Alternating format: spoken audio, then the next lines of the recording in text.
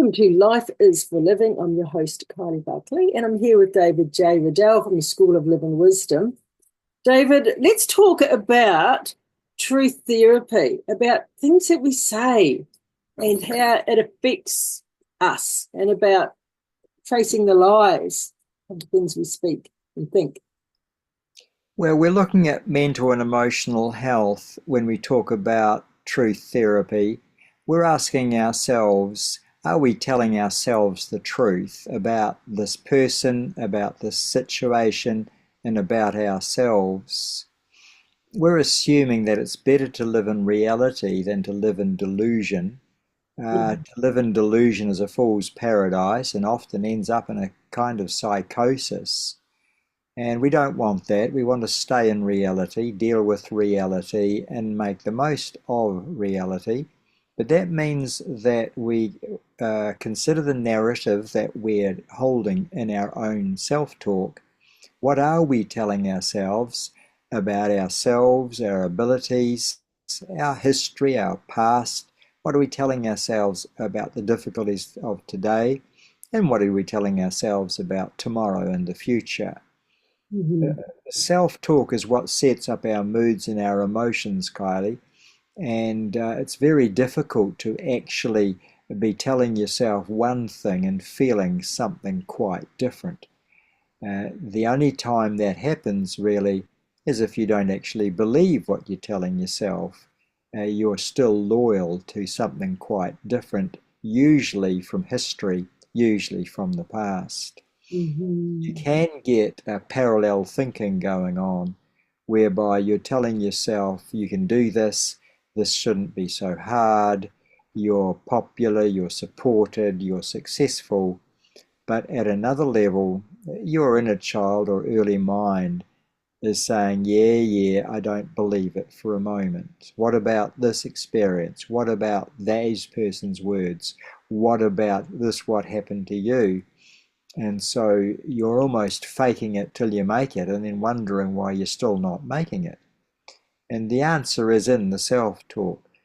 You can contradict yourself in your self-talk, or you can be talking at two parallel levels, neither of which agree with each other. Yeah. So to help people out of depression, to help them out of anxiety, to help them out of ambivalence, double-mindedness, procrastination, to help them out of addictions and bad habits, to help them out of despair and depression. The first thing I have to do is make obvious to them how their own mind and their own mind's narrative is setting them up for those bad moods, dark moods, hopeless moods, or angry moods.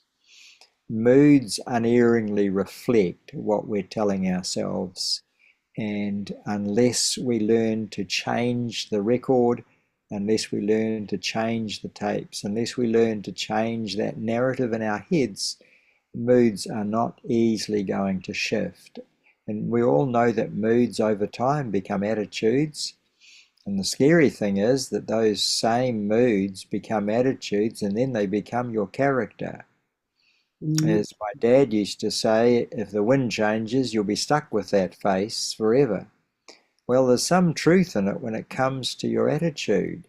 Yeah. If you hold on to an attitude for too long, one day you may not be able to release it or let it go. And the attitude will become the master and you will become the slave. Man, that's powerful. What you've said, there's so much truth in that. And that becomes our destiny, Kylie, because where can you go to get away from your own mind? Where can you go to get away from your own attitude, well practiced? Yes. So it all comes back to the conclusions of childhood, and then those conclusions become beliefs over time.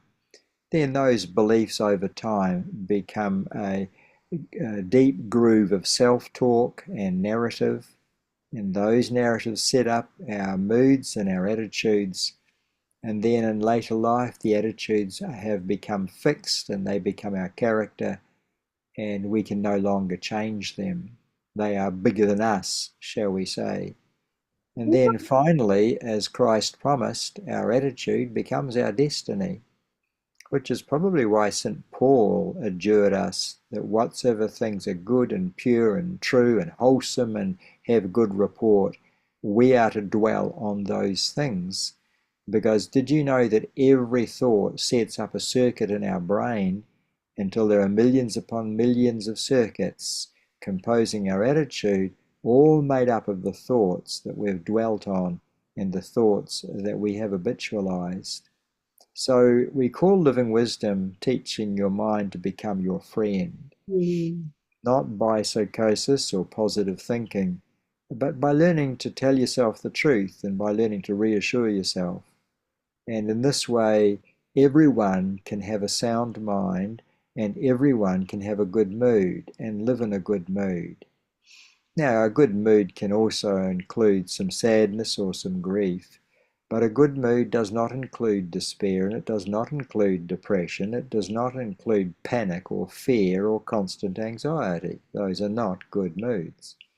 And nor are they necessary, but you may well be stuck with them until you take your self-talk and your mental narrative much more seriously.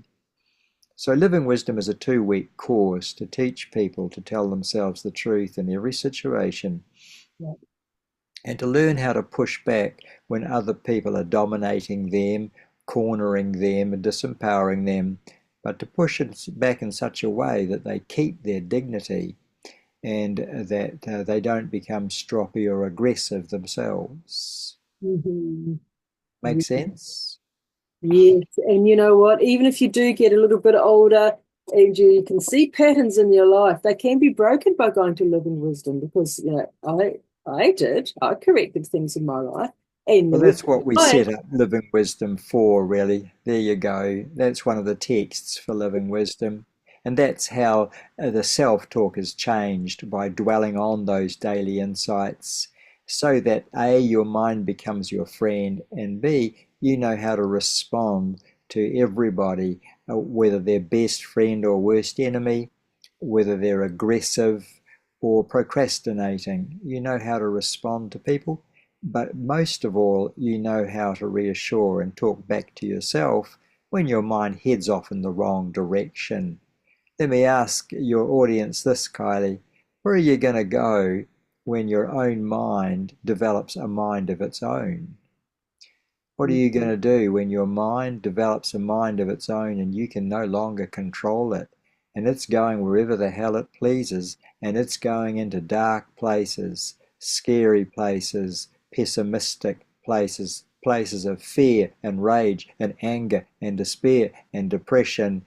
I get to work with those people every single day, but they can all climb out of their pit, but only if they'll learn how to tell themselves the truth. And in terms of a strategy, I would recommend those people buy a certain book by a certain author, namely William Backus's book, Telling Yourself the Truth. Backus, B-A-C-K-U-S, wrote a brilliant book from the basis of REBT psychology, which is rational emotive behavioral therapy psychology, but he was also a Christian and a man of faith, so he was able, as I do, to integrate biblical knowledge and sound scriptural teaching with the best of psychological insights, and that became a book called Telling Yourself the Truth. You can get that today. It's still being printed, I believe. And then when you've graduated from that book, and it's easy to read, it's not a deep psychological text, it's a popular self-help book, then you can go on to the second book, which is called Telling Each Other the Truth. And there you can heal your marriage, you can heal your relationships, you can get on top of assertiveness, and you can learn to be honest with everybody in ways that show respect. So they're 2 great books. And the beautiful thing is that they teach you to monitor and correct your own self-talk whenever it starts to go off into unpleasant places. I work with obsessive compulsive disordered people. I work with bipolar people. I work with manic depressive, and I work with the borderline personality disorder. Most of these people, even the very depressed ones, uh, can find healing and restoration as long as they learn to monitor their self-talk and make changes to it. And take responsibility for their own self-talk and behaviour. Exactly. After all, nobody else can control your mind unless you let them. In the meantime, you'd better learn to control your own mind. And I have found that these days nobody gets to wind me up anymore, no matter how rude or how shouty, no matter how angry or how manipulative. And nobody else gets to manipulate or wind me up these days. I accept responsibility for my own thinking, and I will decide how I will think, and no one else will decide that for me. Beautiful. Yes. Well, look, in this chapter, you've got many, many points, 33 of them. We'll just cover a few. If you believe that life should be easy, then whenever it gets difficult, you will quit and run from whatever you are doing and habitually opt out for the soft option. Quick fix cure, and thus will never earn courage, self-respect, and real success. Those three things have to be earned, you see. You have to earn self-respect, you have to earn courage, and you have to earn success. And that means that your mind has to prevail, first of all, over itself and then over circumstances. Some people work harder and harder in an effort to prevail over circumstances, but they've never really done very much at all to prevail over their own unruly moods and emotions.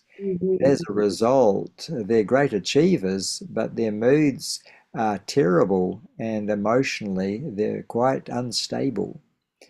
That's what happens when you get a high-performing professional, lawyer, doctor, surgeon, dentist, whatever, politician who cannot rule their own emotions. Emotionally, they're still a child, they're still a teenager. I've watched the most highly qualified men and women have temper tantrums over absolutely nothing, or get terribly depressed and withdraw and sulk for days over very little things because they never did learn to rule their own mind. And when your mind can get away on you, it's simply because you've stopped telling yourself the truth. And if I can point out to my clients where they stop telling themselves the truth and what they should be telling themselves, they've got a choice to make. They're either going to say to me, what makes you think you're right? Why should I believe you? Why should I conform my thinking to your correction and your instruction? And sometimes I say, for exactly the same reason you should have done for your parents, but you didn't. You didn't let your parents prevail. You didn't let them teach you how to think, how to react, how to respond. And so as a result, your mind galloped off, bucking and kicking all the way in whatever direction it wished. And now you're in trouble. Nobody wants to put a saddle on you, believe in you, trust you, or promote you because they don't trust your moods. Your tongue lets you down, your attitude lets you down, because you never took correction and you still don't. Okay, here's another one. If you believe that life should always be fair, then you'll go right through life cynical and angry, and it will repeatedly spill its pain onto your loved ones because life isn't fair. And when God himself is tutoring you, neither does it have to be fair.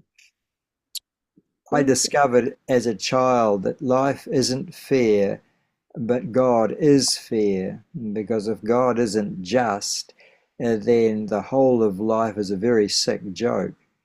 And I also recognized that I could never say God isn't fair, because I would be using my own innate sense of justice by which to judge him. And where did I get that sense of justice and injustice? I didn't invent it. That sense of justice and injustice was given me by God. And so why would I suspect that God would prove to be less just than the sense of justice and injustice that he gave me? surely the source of justice will prove to be just. And since I worked that one out as a little kid, I've never questioned that God was fair or would be fair at the end of the day. But I've also learned to say, you know what? Life is like a play and the last scene hasn't played yet. So don't judge it prematurely. The last act hasn't played, the last scene hasn't played. I don't get to decide what's fair and what's just until I've watched the final scene. And I'm certainly nowhere near that. But what I can do is remember that God is the God of all hope, and He is not the God of despair. And so if I'm tempted to wallow in despair, and I have been many times in my life, I say, hang on a minute, that would be to create an alternate universe. And there are not multiple universes. There is God's universe, there is absolute reality, and I get to conform to that if I want to be successful. But making up my own universe to suit myself is going to lead me into psychosis. And that's where many, many people live today. I would say a large proportion of the adults I meet on a daily basis are living in delusion. And we know that when delusion eclipses reality, we call it psychosis. Mm-hmm.